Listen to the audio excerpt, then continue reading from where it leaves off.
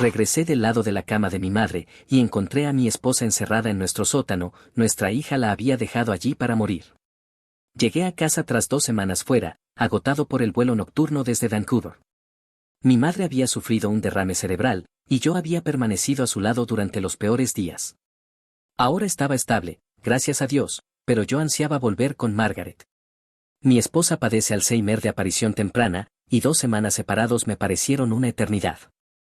La casa estaba completamente a oscuras, lo cual me resultó extraño, pues apenas eran las 8 de la noche y Margaret solía dejar encendidas las luces del salón. Saqué la maleta del coche y me dirigí hacia la puerta principal, buscando las llaves con manos cansadas. Entonces lo escuché, un golpe sordo, rítmico y desesperado, procedente de algún lugar dentro de la casa. Mi corazón se detuvo. Introduje la llave en la cerradura y abrí de golpe. El sonido era más claro, alguien golpeaba algo con fuerza, acompañado de una voz ahogada, ronca y débil que provenía del sótano. Solté la maleta y corrí hacia la puerta del sótano. Estaba cerrada por fuera, asegurada con un candado pesado que nunca había visto. Los golpes se intensificaron, más frenéticos. Margaret, grité, con las manos temblorosas mientras buscaba algo para romper el candado. Una voz débil respondió desde el otro lado, cargada de desesperación. Mi esposa. Corrí al garaje, tomé una barra de hierro y arranqué el candado con 3 golpes violentos. La puerta se abrió y el olor me golpeó el rostro, orina, sudor y algo agrio. Encendí la luz y casi me derrumbé. Margaret estaba al pie de las escaleras, sucia, temblando, con el camisón rasgado y manchado. Su rostro lucía demacrado, los labios agrietados y sangrantes. Me miró con ojos que no parecían reconocerme, una mezcla de confusión y miedo cruzando su mirada. Thomas, murmuró con la voz rota, ¿eres, realmente tú? Bajé las escaleras de un salto y la tomé en mis brazos, pesaba tan poco que apenas sentí su cuerpo. ¿Cuánto tiempo había estado allí sin comida, sin agua? Estoy aquí, amor, estoy aquí, le susurré, sujetándola con fuerza. La llevé arriba, con la mente a 1000 por hora. ¿Quién había hecho esto? ¿Cómo pudo suceder? La acosté en el sofá y marqué al 911 con los dedos temblorosos. Mientras daba nuestra dirección al operador, mis ojos recorrían la casa. Todo parecía distinto, los muebles se habían movido, había cajas apiladas en una esquina que nunca antes había visto, y el organizador de pastillas de Margaret había desaparecido del mostrador de la cocina. Los paramédicos llegaron en pocos minutos. Revisaron a Margaret, estaba gravemente deshidratada, desnutrida, con signos de hipotermia a pesar de que era septiembre. Me quedé inmóvil, en estado de shock, tratando de comprender lo ocurrido. Señor, ¿cuándo fue la última vez que vio a su esposa?, preguntó uno de ellos. Hace 2 semanas, respondí. La dejé con nuestra hija, Jennifer. Ella debía quedarse con Margaret mientras yo estaba en Vancouver. Mi madre había tenido un derrame cerebral y, mi voz se quebró. ¿Jennifer hizo esto? El paramédico intercambió una mirada con su compañero, pero no respondió. Subieron a Margaret a la camilla y yo la acompañé en la ambulancia, sosteniendo su mano y susurrándole que ya estaba a salvo, que lo sentía profundamente por haberla dejado. En el hospital St. Michael la ingresaron de inmediato. Una enfermera me apartó mientras los médicos trabajaban. Señor Holloway, dijo, necesito saber si su esposa estuvo encerrada en el sótano durante las 2 semanas que usted estuvo fuera. La pregunta me golpeó como un tren. 14 días. Mi Margaret, atrapada en aquel sótano frío y oscuro durante 14 días. No lo sé, susurré. La encontré así. 1 hora después llegó un agente de policía, el detective Morrison, del Departamento de Policía de Toronto, Unidad de Abuso a Personas Mayores. Sí, existe una unidad especializada en eso. Me senté en la sala de espera y le conté todo. Soy Thomas Holloway, tengo 65 años, jubilado tras una carrera en ingeniería civil. Mi esposa, Margaret, tiene 63, fue diagnosticada con Alzheimer de inicio temprano hace 2 años. La enfermedad avanza lentamente, pero aún puede hacer la mayoría de las cosas con ayuda y rutina. Sabe quién soy, reconoce a nuestra hija, aunque a veces se confunde, olvida dónde deja las cosas o pierde la noción del tiempo. Nuestra hija Jennifer tiene 38 años, es contadora en una firma mediana del centro de Toronto. Se casó con Cal hace 3 años. Él se presenta como consultor de negocios, aunque nunca he comprendido del todo a qué se dedica realmente. Siempre habla de criptomonedas, NFT, token no fungible y fuentes de ingresos pasivos. Nunca me agradó, si soy sincero, pero Jennifer parecía feliz, y eso era lo importante. Hace 2 semanas, mi madre en Vancouver sufrió un derrame cerebral, mi hermana me llamó desesperada a las 3 de la madrugada. Reservé el primer vuelo disponible, y Jennifer se ofreció enseguida a quedarse con Margaret mientras yo estaba fuera. Papá, no te preocupes por nada, me dijo Jennifer, yo cuidaré de mamá, tú solo concéntrate en la abuela. Sentí alivio, incluso gratitud. Jennifer conocía las rutinas de su madre, sabía dónde estaban todos los medicamentos, sabía cómo manejar la confusión y esos episodios al atardecer que venían con la enfermedad. Llamé todos los días desde Vancouver durante la primera semana. Jennifer respondía, mamá está bien, papá, estamos viendo sus programas favoritos, me aseguro de que coma, no te preocupes. Pero durante la segunda semana las llamadas fueron directamente al buzón de voz. Me enviaba mensajes de texto en su lugar, lo siento, estoy ocupada con mamá, está bien, te llamo luego. Pero nunca llamaba. Intenté comunicarme con Margaret directamente, pero su teléfono también iba al buzón. Me convencí de que todo estaba bajo control, Jennifer se encargaba, mi madre me necesitaba, así que permanecí en Vancouver. El detective Morrison escuchó todo esto tomando notas, y luego hizo la pregunta que me heló la sangre. Señor Holloway, durante esas 2 semanas, ¿le otorgó poder notarial a su hija sobre los asuntos de su esposa? No, absolutamente no, respondí. ¿Su esposa firmó algún documento del que usted tenga conocimiento? No que yo sepa. ¿Por qué?, pregunté. Él cerró su libreta con calma. Tendremos que investigar más a fondo, señor Holloway, pero esto parece algo más grave que un simple descuido. Nos mantendremos en contacto. Margaret permaneció en el hospital 3 días. La rehidrataron, la trataron por desnutrición y exposición, y le realizaron una batería de pruebas. Seguía preguntando por Jennifer, ¿dónde está Jenny? Estaba aquí, me estaba preparando el almuerzo. No, cariño, no estaba aquí, le decía, pero ella insistía. El segundo día, mientras dormía, regresé a casa para examinar todo con más detalle, necesitaba entender lo ocurrido. Lo que encontré me enfermó físicamente. La puerta del sótano había estado cerrada con candado por fuera.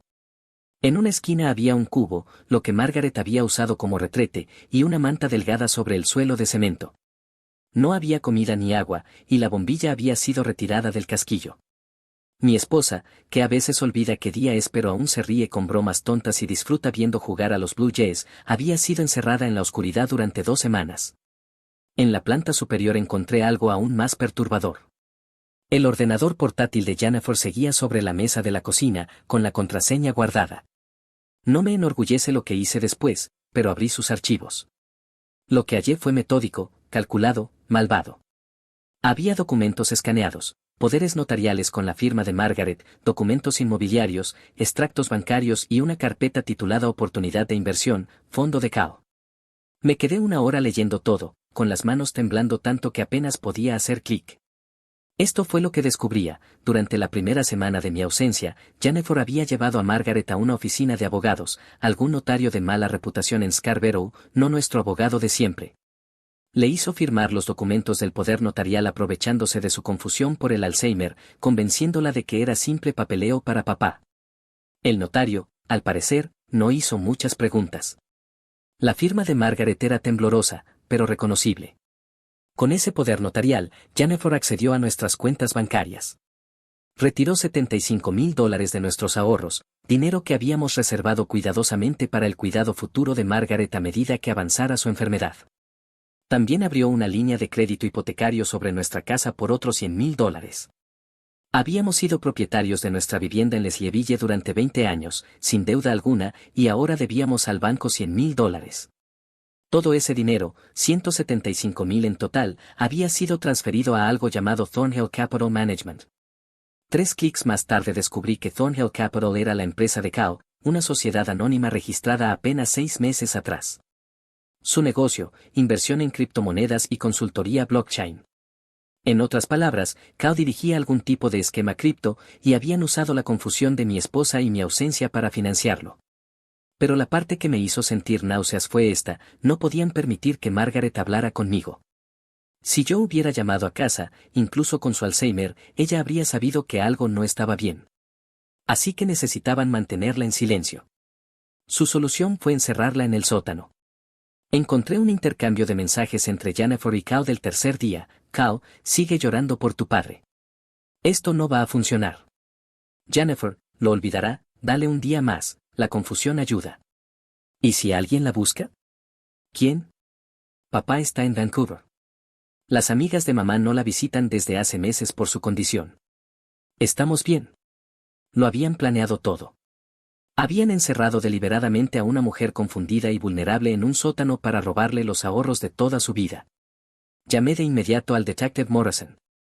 Llegó a la casa con 2 agentes más.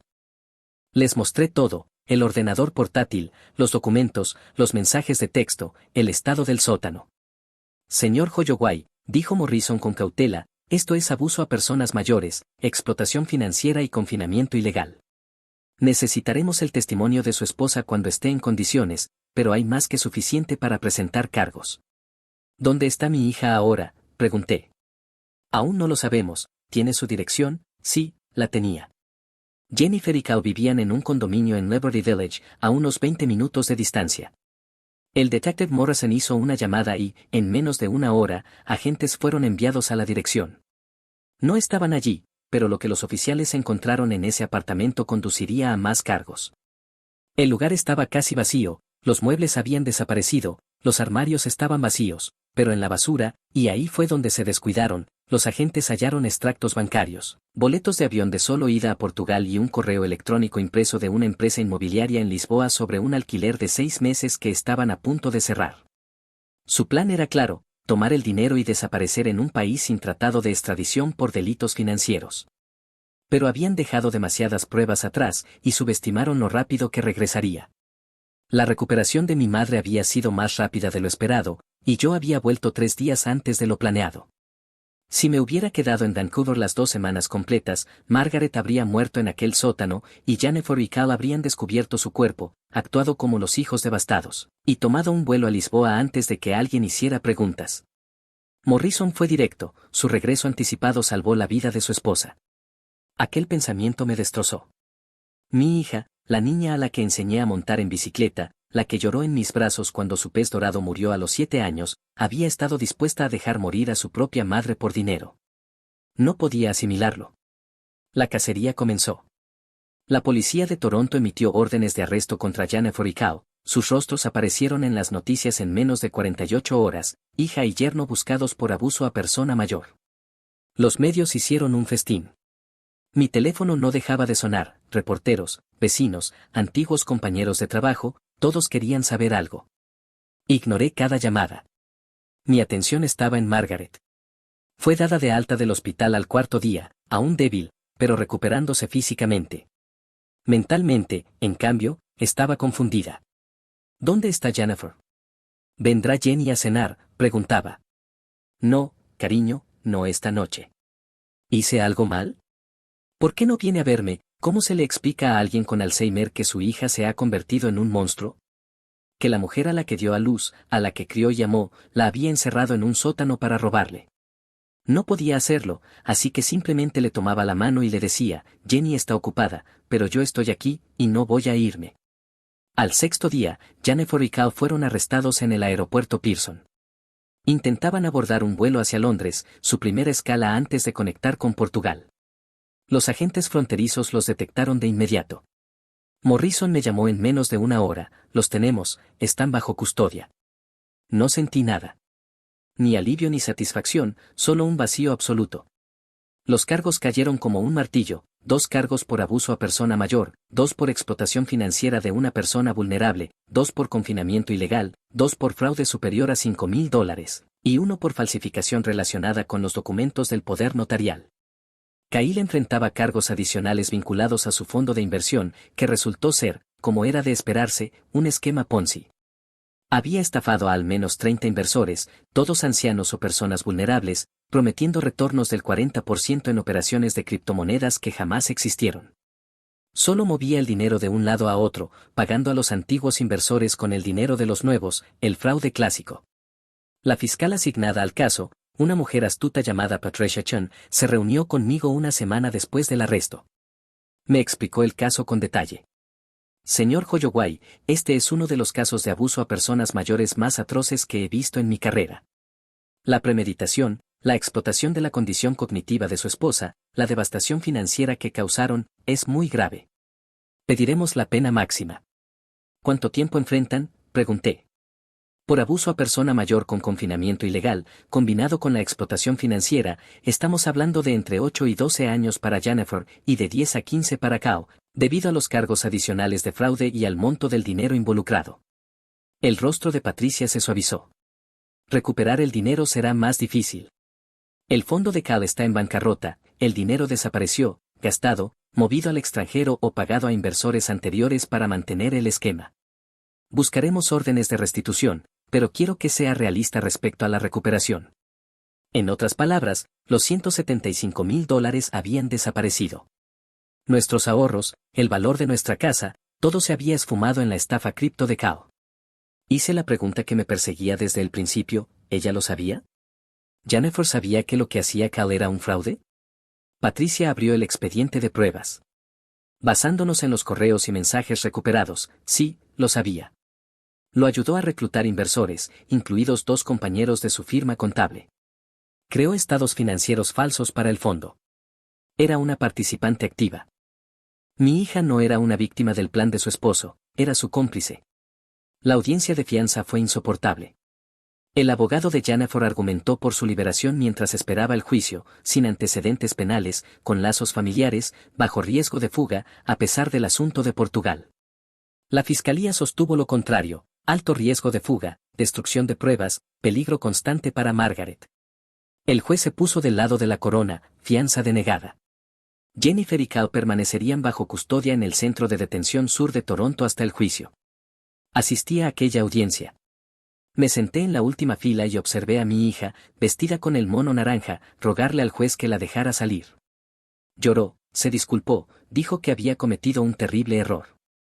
Cuando me vio, intentó mover los labios para decir papá, por favor. Me levanté y salí. No podía mirarla. El proceso penal avanzaba, pero yo no estaba dispuesto a esperar la justicia solo de los tribunales. Contraté a un abogado, Christopher Walsh, socio de un bufete especializado en derecho de mayores y litigios sucesorios. Su consejo fue claro: Thomas, tienes motivos para una demanda civil. Demándalos por todo lo que han tomado y por el daño que causaron a Margaret. Aunque no tengan bienes ahora, podrían tenerlos en el futuro, herencias, ingresos, propiedades. Congélalo todo. Presenté la demanda 2 semanas después.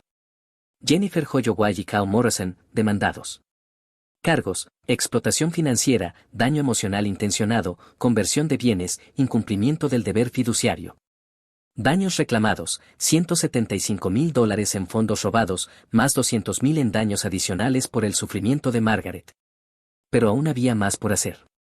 Me comuniqué con el Colegio de Contadores Públicos de Ontario. Jennifer había usado sus credenciales profesionales para darle legitimidad al esquema de Cal. Sus compañeros de trabajo habían confiado en su juicio como contadora. Había violado cada principio ético de su profesión. Presenté una queja formal. Un mes después, su licencia de contadora fue suspendida hasta la resolución del juicio penal. Si era condenada, sería inhabilitada de manera permanente y no volvería a ejercer. Aquello debería haberme dado satisfacción, pero no fue así, solo se sintió necesario. Los meses siguientes fueron un torbellino. El Alzheimer de Margaret empeoró. El estrés acelera el deterioro cognitivo, me dijo su neurólogo. Dejó de preguntar por Jennifer, lo que, de algún modo, resultaba peor que las preguntas. Era como si su cerebro hubiese borrado a su hija como mecanismo de protección. Contraté a una cuidadora a tiempo completo para que me ayudara con Margaret mientras yo lidiaba con los procesos legales. Las facturas se acumulaban, gastos médicos, honorarios legales, los pagos de la hipoteca del crédito que nunca quisimos. Nos estábamos ahogando económicamente, y los responsables estaban en prisión, esperando el juicio. La audiencia preliminar fue en enero, 5 meses después del rescate de Margaret. Testifiqué. Relaté ante el tribunal cómo la encontré, cómo descubrí los documentos, cómo comprendí lo que habían hecho. El abogado de Jennifer trató de presentarla como una víctima también, manipulada por Cal, desesperada por dinero, afectada por problemas mentales. Tonterías. El juez lo vio con claridad. Señorita Holloway, dijo, usted es una contadora capacitada. Sabía exactamente lo que hacía. Explotó la vulnerabilidad cognitiva de su madre por ganancia económica. No existe ningún factor atenuante que justifique eso. El caso fue elevado a juicio.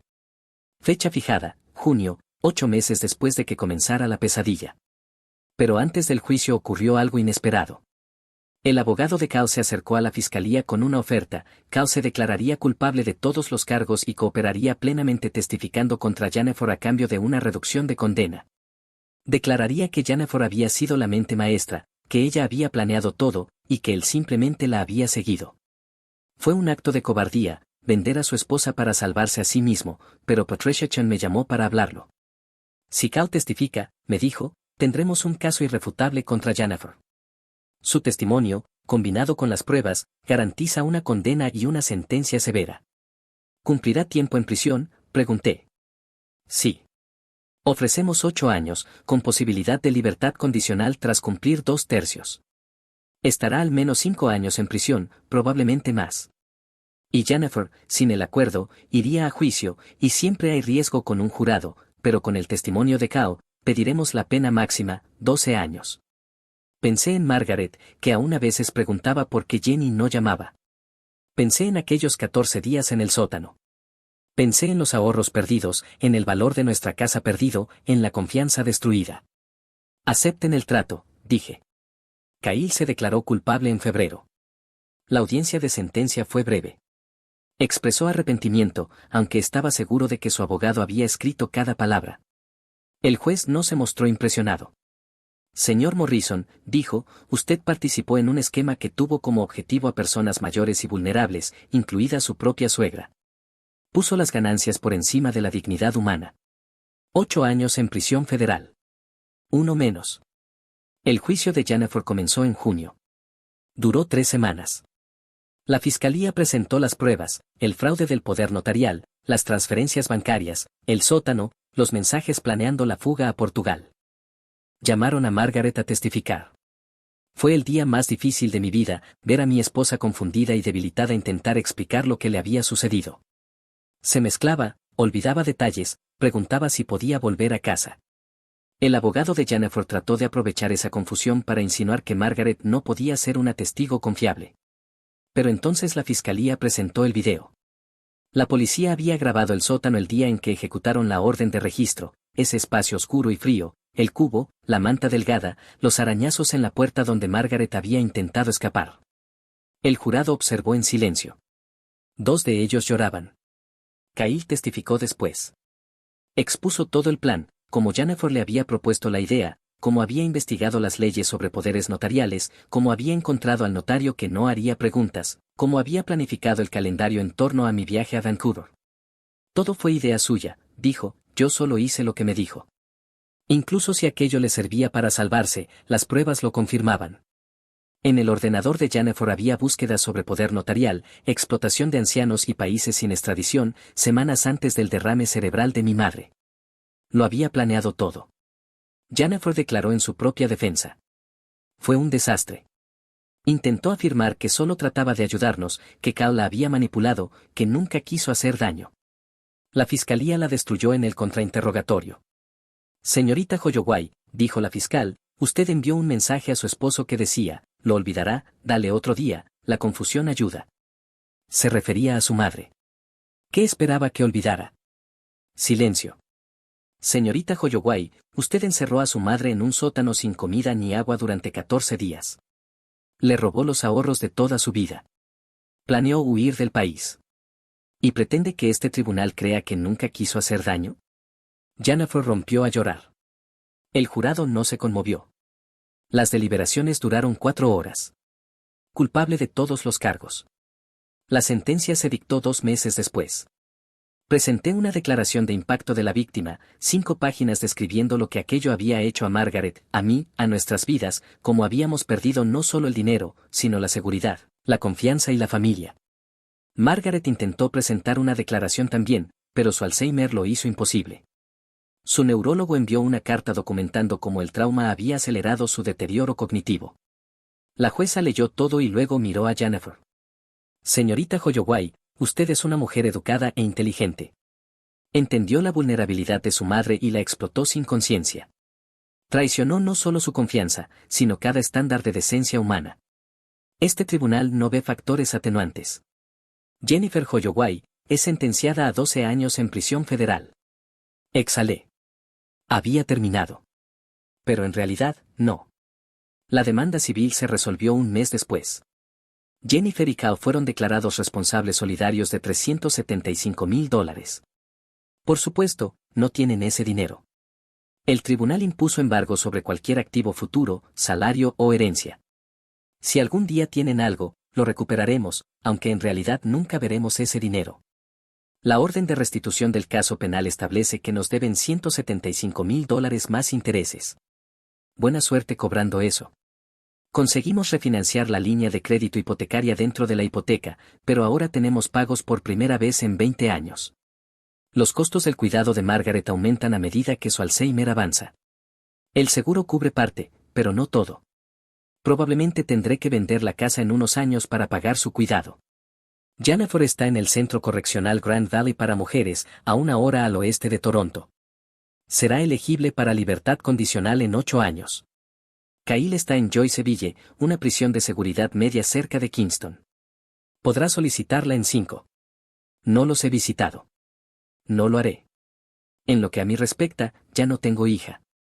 A veces la gente me pregunta si me arrepiento de haber impulsado los cargos con tanta dureza, si desearía haberlo resuelto en familia, si creo que 12 años es demasiado. Esto es lo que les digo, Jennifer encerró a su madre confundida y aterrorizada en un sótano durante 2 semanas. Robó todo lo que habíamos ahorrado para cuidar de Margaret en sus últimos años.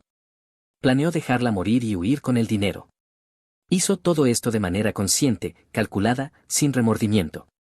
12 años no son demasiados. Son misericordia. Margaret no entiende dónde está Jennifer. A veces todavía pregunta por ella. Le digo que está fuera por trabajo.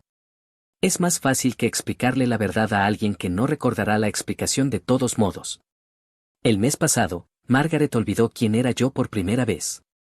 Me miró, de verdad me miró, y preguntó quién era y qué hacía en su casa.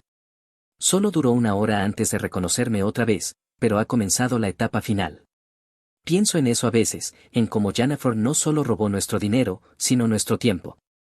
El tiempo que Margaret y yo aún teníamos antes de que el Alzheimer la consumiera por completo. Deberíamos haber pasado esas 2 semanas juntos.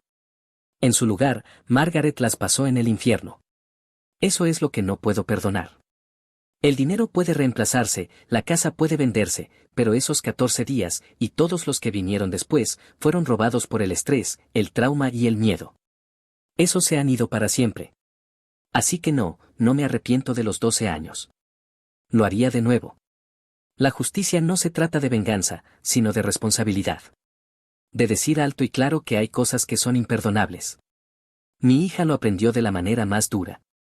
Espero que todos los que escuchen esta historia lo aprendan de la manera fácil, la confianza de una familia es sagrada.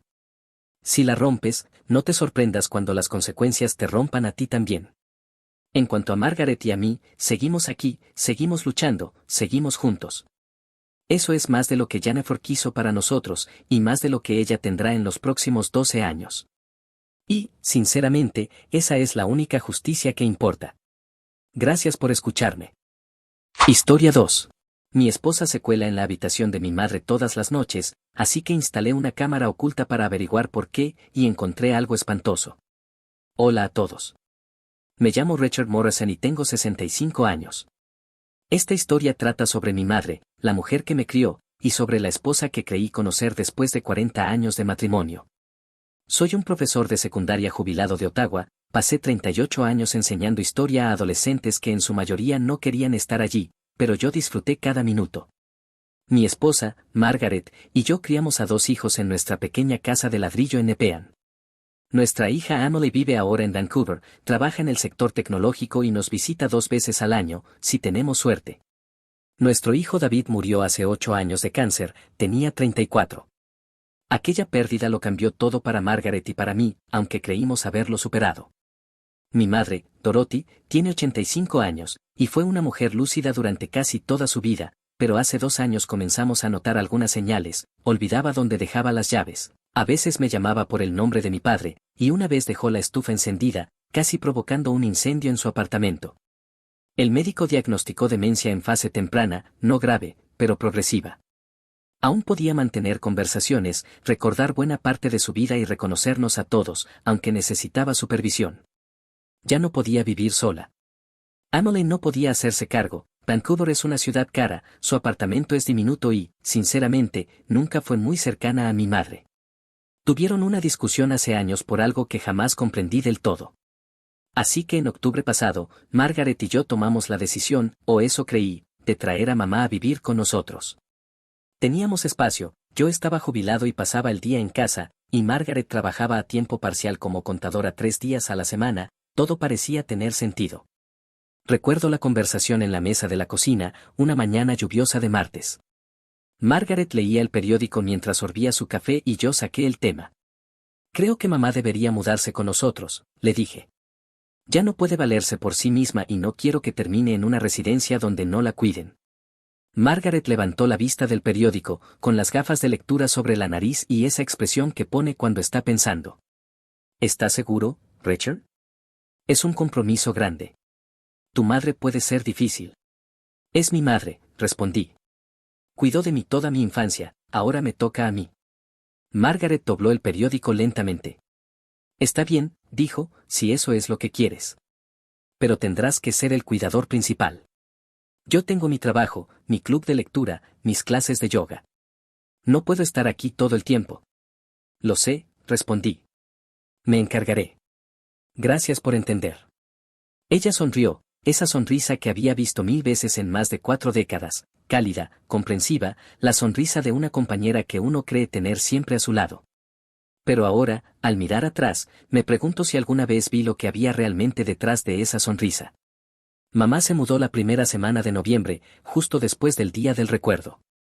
Preparamos la habitación de invitados para ella, la que solía ser la de David. Margaret me ayudó a mover los muebles, elegir nuevas cortinas y hacerla acogedora. Trajimos su sillón favorito, sus álbumes de fotos, su televisor. Parecía feliz, a veces algo confundida, pero feliz. Se sentaba en su sillón a ver concursos, respondía a las preguntas de Jeopardy y se reía con la rueda de la fortuna. Aquellas primeras semanas fueron buenas. Yo preparaba el desayuno para los 3 cada mañana, avena para mamá, tostadas para Margaret y huevos para mí. Comíamos juntos, hablábamos del día que teníamos por delante. Mamá a veces contaba la misma historia 2 veces durante una comida, pero no me importaba, la escuchaba como si fuera la primera vez. Después del desayuno, Margaret se iba a trabajar los días que tenía contabilidad y yo pasaba el día con mamá. Hacíamos crucigramas, veíamos películas antiguas, a veces me contaba recuerdos de cuando yo era niño, cosas que había olvidado o nunca supe. Eran momentos preciosos. Pero a mediados de diciembre las cosas empezaron a cambiar. Al principio fue algo sutil, mamá parecía más cansada, dormía hasta más tarde, a veces no se levantaba hasta las 10 u 11. Pensé que quizá la mudanza había sido agotadora y necesitaba tiempo para adaptarse. Luego noté que comía menos, movía la avena en el tazón, daba unos cuantos bocados y decía que no tenía hambre. Empezó a adelgazar, no de manera drástica, pero lo suficiente como para notarlo en su rostro y en sus manos. Y además parecía asustada. Esa es la única palabra que lo describe. A veces se estremecía cuando Margaret entraba en la habitación, se quedaba callada, miraba hacia abajo, a sus manos, si Margaret le hacía una pregunta. Mamá respondía con una vocecita suave, casi como una niña a la que están reprendiendo. No era propio de ella. Mi madre siempre había sido fuerte, con carácter, opinativa, nunca tuvo miedo de decir lo que pensaba. Esta nueva versión suya, tan tímida y retraída, me preocupaba. Una noche de finales de diciembre, yo estaba en la cocina preparando la cena. Margaret estaba en su club de lectura. Mamá entró lentamente con su andador y se sentó a la mesa. Me observó mientras cortaba las verduras durante un rato y luego, en voz baja, dijo, «Richard, ¿puedo preguntarte algo?» «Claro, mamá, ¿qué pasa?» Ella dudó un momento, retorciendo las manos sobre su regazo. Margaret, le gusta que yo esté aquí. Dejé el cuchillo y me giré hacia ella. ¿Qué quieres decir? Claro que sí, ¿por qué piensas eso? No lo sé, murmuró, su voz era tan débil, a veces siento que estorbo, como si deseara que no estuviera aquí. Mamá, eso no es cierto, le dije sentándome a su lado. Margaret aceptó tenerte aquí, quiere que estés aquí, eres familia. Pero incluso mientras decía esas palabras, sentí un pequeño nudo formarse en mi estómago. ¿Estaba siendo fría Margaret con mamá? Intenté recordar las últimas semanas. Margaret había estado distante, quizá no grosera exactamente, pero tampoco cálida. Le hablaba a mamá con frases cortas, respondía con sí o no, y pasaba la mayor parte del tiempo en nuestra habitación o fuera, en sus actividades. Lo había atribuido al proceso de adaptación. Después de tantos años siendo solo nosotros dos, tener otra persona en casa requiere acostumbrarse, ¿verdad? Está ocupada, mamá, le dije, dándole una palmadita en la mano. Tiene mucho trabajo y sus grupos, no tiene nada que ver contigo. Mamá asintió, pero no parecía convencida. Está bien, dijo, si tú lo dices. Aquella conversación se me quedó grabada. Empecé a prestar más atención, y cuanto más observaba, más notaba la impaciencia de Margaret, cómo suspiraba pesadamente cuando mamá se movía despacio, cómo fruncía los labios y ella le pedía repetir algo, esa sonrisa forzada que no alcanzaba los ojos. Me repetía que estaba imaginando cosas, que Margaret solo estaba estresada, que yo era demasiado sensible. Hasta que llegó la mañana en que encontré el moretón. Era principios de enero, un martes por la mañana. Me había levantado temprano para limpiar la entrada después de una nevada nocturna. Al volver adentro, frío y sudado, fui a ver cómo estaba mamá. Aún estaba en la cama, algo raro, porque siempre madrugaba, incluso con la demencia. Toqué suavemente su puerta. Mamá, ¿estás despierta? Entra, Richard, respondió con una voz débil y cansada. Abrí la puerta, estaba sentada en la cama, exhausta, con ojeras profundas bajo los ojos. Su cabello, que normalmente ya estaría peinado a esa hora, estaba despeinado. ¿Te sientes bien?, le pregunté, sentándome en el borde de la cama. Solo cansada, cariño, no dormí bien. ¿Quieres que te lleve el desayuno a la cama? Puedo prepararte un poco de avena. Qué dulce, dijo sonriendo débilmente, quizá más tarde. Se llevó la mano al cabello para apartarlo del rostro, y fue entonces cuando lo vi, un moretón en su antebrazo, justo debajo del codo. Era de un tono morado oscuro, del tamaño de una huella de pulgar, en realidad varias, como si alguien la hubiera sujetado con fuerza. Mamá, dije, tomando con cuidado su brazo para mirar mejor, ¿qué pasó aquí? ¿Te caíste? Ella retiró el brazo enseguida, escondiéndolo bajo la manta. No es nada, dijo. Me golpeé con el marco de la puerta ayer, ya sabes lo torpe que soy. Pero algo en su tono, en la forma en que evitaba mi mirada, encendió todas las alarmas en mi cabeza. Mamá, ¿segura? Eso parece, estoy bien, Richard interrumpió con firmeza. De verdad, no te preocupes. Quise insistir, hacer más preguntas, pero la vi tan cansada, tan frágil, que lo dejé pasar. Está bien, dije. Te traeré el desayuno en unos minutos, descansa. Bajé las escaleras con la mente acelerada. Un moretón así no se hace chocando con un marco de puerta, lo sabía. Había visto suficientes lesiones durante mis años de maestro, chicos que se lastimaban en deportes y otros que se lastimaban de maneras distintas. Pero mamá tenía 85 años y demencia, era posible que se hubiera caído y no lo recordara bien, o que se hubiera lastimado sola de alguna manera. Probablemente estaba exagerando. Margaret estaba en la cocina, vestida para ir al trabajo, vertiendo café en su taza de viaje. Buenos días, dijo sin mirarme. ¿Tu madre ya está despierta? Sí, está despierta, pero cansada. Dice que no durmió bien. Murmuró Margaret revisando su teléfono. Bueno, me voy. Tengo citas una detrás de otra todo el día. Hay lasaña en la nevera para la cena. Margaret, espera, dije. ¿Notaste algún moretón en mamá? En su brazo. Ella levantó la vista con expresión vacía. ¿Moretones? No. ¿Por qué? Tiene uno en el antebrazo, parece que pudo haberse caído o golpeado con algo. Solo me preguntaba si habías visto algo. Margaret se encogió de hombros. Es mayor, Richard. Las personas mayores se llenan de moretones fácilmente. Probablemente ni recuerda cómo se lo hizo. Cogió sus llaves. De verdad tengo que irme. Nos vemos esta noche. Y se fue. Me quedé un largo rato en la cocina, mirando la puerta por donde había salido. Algo no cuadraba. No podía explicarlo, pero algo no estaba bien. Preparé la avena de mamá, se la llevé a su habitación y la observé comer un par de cucharadas antes de decir que estaba llena. Se veía tan pequeña en aquella cama, tan frágil. Durante las semanas siguientes me volví hipervigilante. Observaba a mamá de cerca. Observaba a Margaret de cerca. Y vi cosas que me helaron la sangre. Aparecieron más moretones, uno en el hombro de mamá, otro en la cadera. Siempre tenía una explicación. Que se había caído, que se había golpeado con algo, que era torpe. Pero sus explicaciones eran vagas, inseguras, como si ni ella misma estuviera convencida. Y su miedo hacia Margaret iba en aumento. Si Margaret estaba en casa, mamá se quedaba en su habitación. Si Margaret entraba al salón donde mamá veía la televisión, mamá se tensaba, se quedaba en silencio, se encogía sobre sí misma.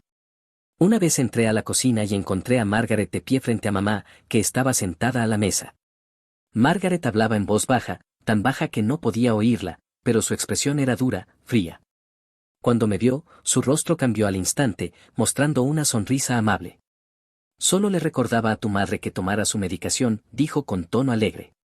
Pero las manos de mamá temblaban mientras levantaba el frasco de pastillas.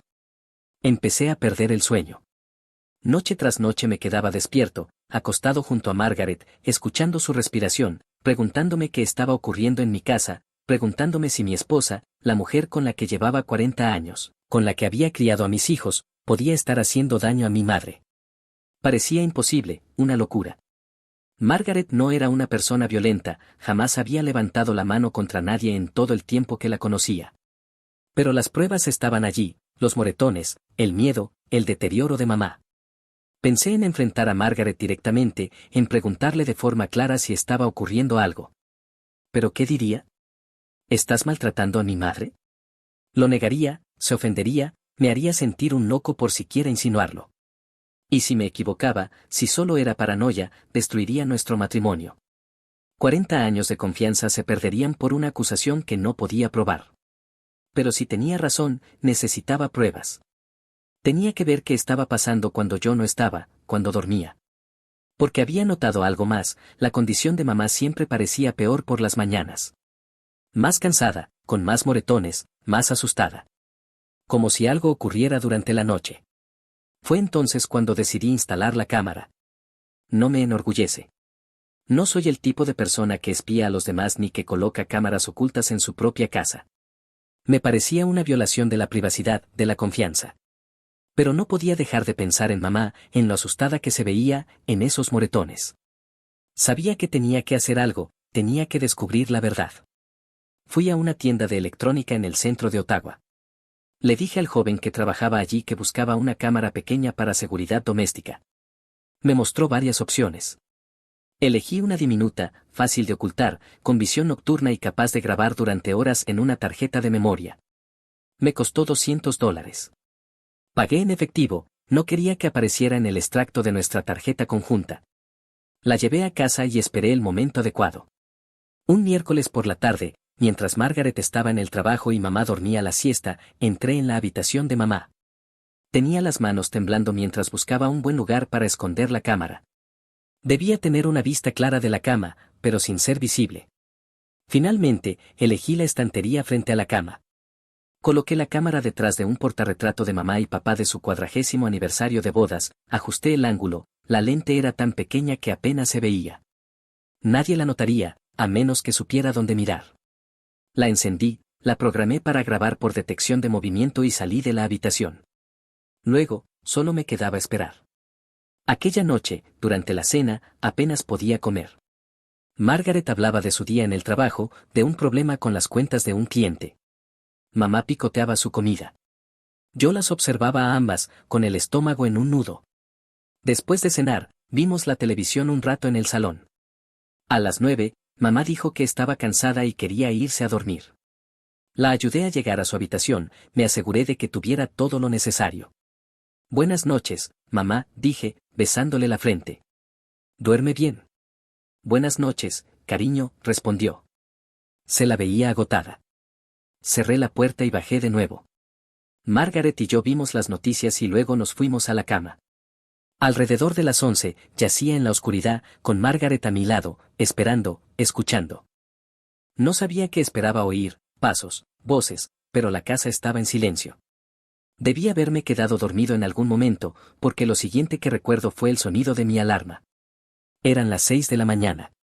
Me levanté con cuidado, sin querer despertar a Margaret, bajé las escaleras y preparé café. Me temblaban las manos mientras lo servía. Sabía lo que tenía que hacer, revisar la cámara. Pero me aterraba lo que pudiera encontrar. Esperé hasta que Margaret se fue a trabajar, a las 8, y entonces subí al cuarto de mamá. Ella aún dormía, respirando suavemente. Saqué la cámara del lugar donde la había escondido, detrás de la fotografía, y la llevé a mi despacho. El corazón me latía con fuerza mientras insertaba la tarjeta de memoria en el ordenador. El reproductor de video se abrió. La grabación había comenzado a las 11:43 de la noche anterior, activada por movimiento en la habitación. Hice clic en reproducir. Al principio solo se veía a mamá durmiendo. La visión nocturna daba a todo un tono verdoso, podía ver su pecho subir y bajar, tranquilo, bajo las mantas. Durante varios minutos no ocurrió nada. Empecé a sentirme tonto. ¿Qué esperaba ver exactamente? Pero entonces, a las 12 en punto, según la marca de tiempo, la puerta se abrió.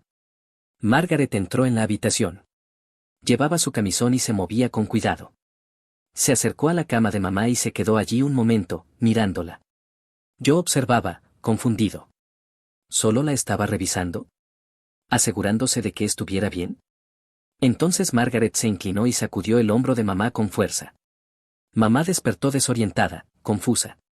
No podía oír con claridad lo que decían, la cámara no tenía buen sonido, pero podía ver el rostro de mamá, miedo, un miedo puro e inmediato. Intentó incorporarse, pero Margaret la empujó de nuevo hacia la cama. Luego Margaret comenzó a hablarle, inclinándose sobre su rostro, hablándole directamente. No distinguí todas las palabras, pero capté fragmentos. Carga, arruinando mi vida, deberías estar en un asilo. Patética, mamá lloraba, lágrimas silenciosas rodando por sus mejillas mientras Margaret la insultaba. Aquello duró 10 minutos. 10 minutos de mi esposa abusando verbalmente de mi madre, diciendo cosas que no alcanzaba a oír del todo, pero que podía imaginar. Mamá solo yacía allí, llorando, sin defenderse, demasiado confundida y asustada para hacerlo. Entonces Margaret le agarró el brazo, el mismo donde había visto el moretón. Lo apretó con fuerza, hundiendo los dedos en la piel, y la tiró hasta dejarla medio fuera de la cama. Escúchame, siseó Margaret, y esto sí lo escuché claramente, no le digas nada a Rachel sobre esto. Ni una palabra. Si lo haces, me aseguraré de meterte en el peor asilo que encuentre, ¿entiendes? Mamá asintió, sollozando. Margaret la empujó de nuevo sobre la cama y salió de la habitación. Todo había durado unos 15 minutos. Vi a mamá acurrucarse bajo las mantas, llorando en silencio contra la almohada, sola en la oscuridad. Me quedé mirando la pantalla, paralizado, incapaz de respirar. No podía ser real. No podía ser mi esposa, Margaret. La misma mujer con la que compartí 40 años, la que fue una buena madre para nuestros hijos, la que me tomó la mano en el funeral de David y me prometió que superaríamos cualquier cosa juntos. Pero era real. Lo acababa de ver. Acababa de ver a mi esposa abusar de mi madre en mitad de la noche, cuando creía que nadie la observaba. Y de pronto todo cobró sentido, los moretones, el miedo, el deterioro de mamá, la pérdida de peso, el agotamiento. No era la primera vez. Aquello venía ocurriendo una y otra vez, cada noche, durante semanas, quizá meses. No lo sé. Me quedé allí tanto tiempo que escuché a mamá moverse, levantándose. Cerré el reproductor de video, escondí la cámara rápidamente en el cajón del escritorio y fui a verla. Estaba en el baño, moviéndose despacio, con dificultad. Cuando salió y me vio, se sobresaltó. Está bien, mamá, le dije con suavidad. Soy yo. Déjame ayudarte a bajar. Te prepararé el desayuno. Durante el desayuno, mientras comía su avena, la observé con atención. Estaba pálida, agotada, apenas probaba la comida. Quise decirle que lo sabía, abrazarla y prometerle que nunca más volvería a pasar. Pero no podía hacerlo todavía. Sabía que, si confrontaba a Margaret sin un plan sólido, lo negaría todo, destruiría cualquier prueba, tal vez incluso intentaría declarar a mamá como incapaz para que su testimonio no tuviera validez. Necesitaba más pruebas. Tenía que documentarlo todo y encontrar la forma de poner a mamá a salvo y sacar a Margaret de nuestras vidas. Mantendría la cámara grabando cada noche. Por la mañana recuperaría la tarjeta de memoria y guardaría los videos en una carpeta encriptada en mi ordenador. Y cada noche ocurría lo mismo. Margaret esperaba hasta creer que yo estaba dormido, y entonces iba al cuarto de mamá. A veces la golpeaba, le daba bofetadas, le pellizcaba los brazos. Otras veces simplemente se quedaba allí, de pie, insultándola, diciéndole cosas horribles, llamándola inútil, asegurándole que había arruinado su vida al venir a vivir con nosotros. A veces le obligaba a tragar pastillas para dormir, creo, para mantenerla sedada durante el día y que no le causara problemas. Documenté todo, 5 noches de evidencia en video. Y cada mañana me sentaba con mamá a desayunar, con el corazón destrozado, fingiendo que no sabía nada, porque estaba construyendo un caso. Llamé a una abogada, una especialista en derecho familiar llamada Sarah Chen, recomendada por un antiguo colega. Me reuní con ella en privado y le mostré los videos en mi computadora, en su oficina. Los vio uno a uno, su expresión endureciéndose con cada reproducción. Cuando terminó, me miró y dijo, «Señor Morrison, esto es abuso hacia una persona mayor. Abuso criminal. Su esposa podría ir a prisión por esto. Necesito sacar a mi madre de esa casa», le dije, de forma segura, legal. No puedo simplemente echar a Margaret. La casa también es suya, y si la enfrento, temo que lastime más a mamá. Sara asintió. Esto es lo que vamos a hacer. Primero debe llevar hoy mismo a su madre a un médico. Si es posible, documente todos los moretones, tome fotografías, consiga un informe médico que indique que las lesiones son consistentes con abuso físico. Eso, junto con estos videos, nos dará todo lo necesario. Luego contactaremos a la policía. Ellos sacarán a su esposa del hogar y la acusarán formalmente. Puede solicitar una orden de restricción de inmediato. Su madre estará a salvo hoy mismo. La idea de enfrentar todo eso aquel día, de hacer estallar mi vida por completo, me aterrorizaba. Cuanto más espere, más en peligro estará su madre, dijo Sarah con voz suave. Sé que es difícil, pero usted ya sabe lo que tiene que hacer. Tenía razón. Lo sabía. Regresé a casa, Margaret estaba en el trabajo. Le dije a mamá que la llevaría al médico para un chequeo. No protestó. La llevé con nuestro médico de familia, el Dr. Peterson, a quien había llamado antes para explicarle la situación. Examinó a mamá cuidadosamente, documentó cada moretón, cada marca. Tomó fotografías. Le hizo preguntas suaves sobre cómo se había lastimado. Al principio, mamá dio sus respuestas vagas de siempre, pero luego, cuando el Dr. Peterson le dijo con voz tranquila, «Dorothy, estás a salvo aquí. Puedes decirme la verdad», se derrumbó.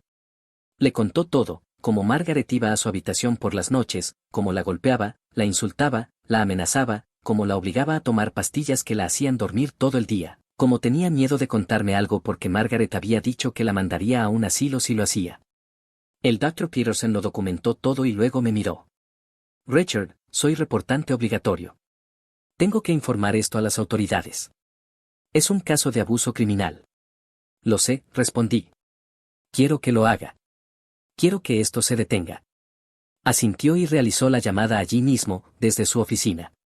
En menos de una hora llegaron 2 agentes de policía a la clínica. Tomaron nuestras declaraciones, vieron los videos guardados en mi computadora, revisaron el informe médico, y entonces una de ellas, una oficial llamada la agente Williams, me dijo, «Señor Morrison, iremos a su casa a arrestar a su esposa. Necesitaremos que usted y su madre nos acompañen para dar declaraciones formales en la comisaría. ¿Está preparado?». Miré a mamá, sentada en la silla del consultorio, pequeña, frágil y asustada, pero por primera vez en semanas, con esperanza. «Sí», respondí. «Estamos listos». La policía fue primero a mi casa. Les había dado mis llaves. Entraron y encontraron a Margaret, que había regresado temprano del trabajo. No sé exactamente qué ocurrió en ese momento, pero los oficiales me contaron después que al principio lo negó todo. Dijo que yo estaba loco, que mamá era senil y que se estaba inventando cosas. Pero cuando le mostraron los videos y le hablaron de las pruebas médicas, se quedó en silencio. La arrestaron. La acusaron de agresión, abuso a persona mayor y confinamiento forzoso. La llevaron a la comisaría, la ficharon y la mantuvieron bajo custodia. Mientras tanto, mamá y yo estábamos en otra estación de policía dando nuestras declaraciones. Tomó horas. Fueron amables con mamá, pacientes cuando se confundía o se le olvidaban detalles. Me preguntaron sobre la cronología, sobre cuándo había empezado a sospechar, sobre la instalación de la cámara. Cuando terminamos, ya era de noche. La agente Williams nos llevó a casa. La casa se sentía diferente sin Margaret allí, vacía, fría, pero también, por primera vez en meses, segura. Le preparé a mamá un poco de sopa para la cena. Comimos en silencio, agotados, procesando lo que acababa de suceder. Gracias, dijo mamá en voz baja mientras la ayudaba a acostarse esa noche. Gracias por creerme. Por salvarme. Lo siento tanto, mamá, respondí, llorando. Lo siento por no haberlo visto antes. Por haber permitido que te pasara esto. Ella tomó mi mano. No permitiste nada, Rachel. Lo detuviste. Eso es lo que importa. El proceso legal que siguió fue brutal. Margaret fue liberada bajo fianza, con una orden de alejamiento que le prohibía acercarse a mamá o a mí. Se mudó con su hermana en Baraben. Presenté la demanda de divorcio de inmediato. Ella peleó por todo, intentó alegar que los videos eran ilegales, que yo había violado su privacidad, pero Sarah, mi abogada, lo desmanteló rápido. No se puede alegar privacidad mientras se cometen delitos, dijo. El juicio penal se celebró 6 meses después. La fiscal de la corona fue excepcional, una mujer llamada Jennifer Kowalski, que trató a mamá con respeto y dignidad durante todo el proceso. Presentó los videos en el tribunal, las pruebas médicas y el testimonio de mamá, que ella dio con valentía, a pesar de su confusión y su miedo. Mi testimonio se centró en lo que había observado. El abogado defensor de Margaret intentó presentarme como un hombre vengativo, afirmó que yo había manipulado a mamá en su contra, que los videos estaban sacados de contexto. Pero ¿cómo se puede sacar de contexto el abuso hacia una persona mayor? El jurado lo vio con claridad. Deliberaron menos de 3 horas. Veredicto, culpable de todos los cargos. El juez sentenció a Margaret a 18 meses de prisión, seguidos de 3 años de libertad condicional. Nunca podría volver a trabajar con personas vulnerables. Tendría antecedentes penales por el resto de su vida. Nuestro divorcio se finalizó mientras ella cumplía su condena. Me quedé con la casa, ella no obtuvo nada. No me importaba el dinero ni las propiedades, solo quería que desapareciera de nuestras vidas. Mamá vivió conmigo 1 año más después del juicio. Emily voló desde Vancouver y, por primera vez en mucho tiempo, se disculpó con mamá por lo que fuera que las había separado años atrás. Se reconciliaron. Fue hermoso verlo. Las heridas físicas de mamá sanaron relativamente rápido, pero el trauma emocional tardó más. Tenía pesadillas, se despertaba asustada, creyendo que Margaret estaba en la casa. La llevamos a terapia, a un programa especializado para víctimas de abuso en adultos mayores. Poco a poco, con el tiempo, empezó a sanar. Volvió a sonreír, a reírse con sus programas de concursos, a contar sus historias. Pero la demencia siguió avanzando, eso era algo que no podíamos detener.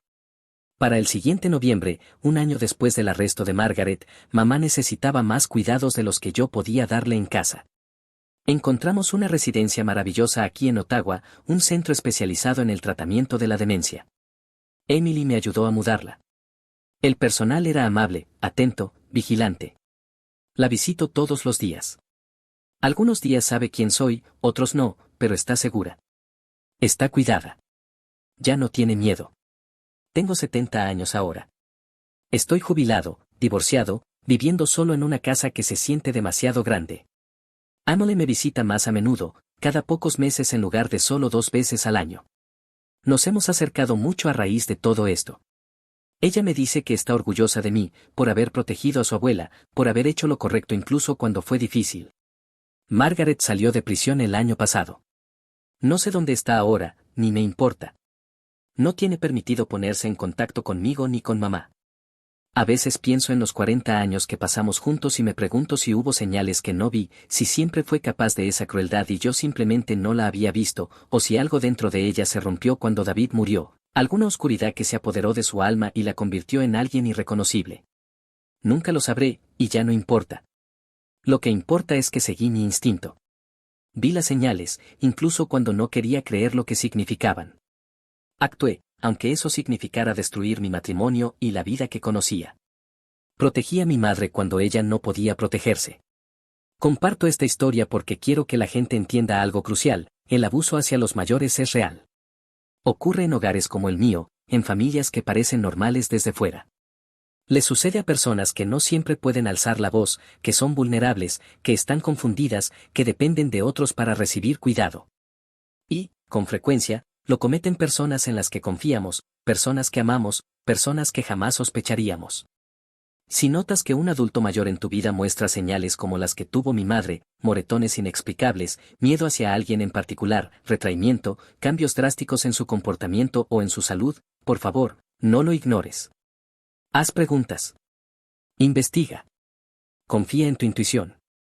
No permitas que la cortesía o el miedo a una confrontación te impidan proteger a alguien que necesita ayuda.